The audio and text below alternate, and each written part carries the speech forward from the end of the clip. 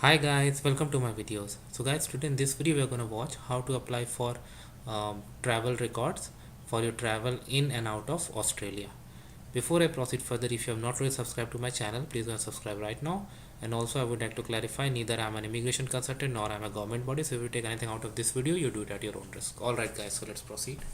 So guys, in front of you I have opened this requesting travel records website for Australia. Okay. Now it has got data only after 1981.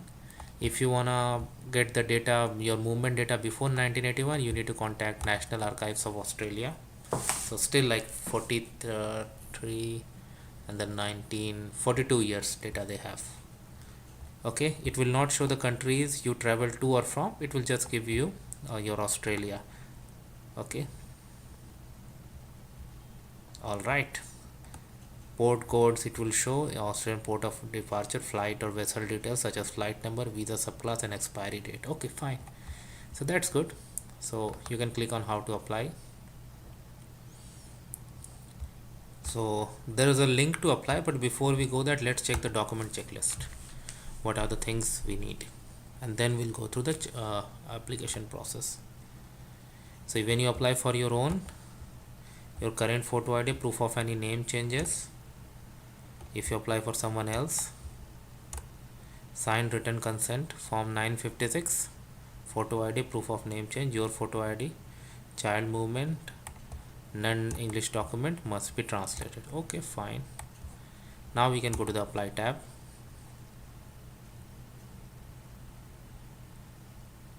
And here we can click. This is gonna be a web form.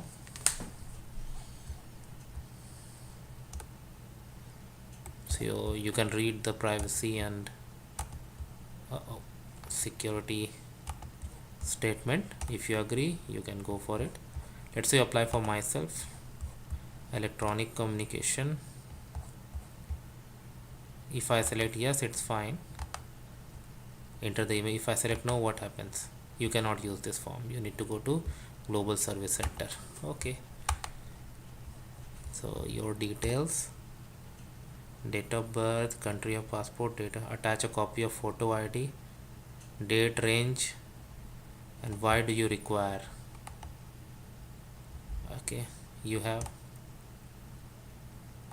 alright all the reasons, and there's another option too, acknowledgement and then submit. So that's how simple it is guys, and I hope you're gonna like it. Thanks for watching this. Please subscribe to the channel.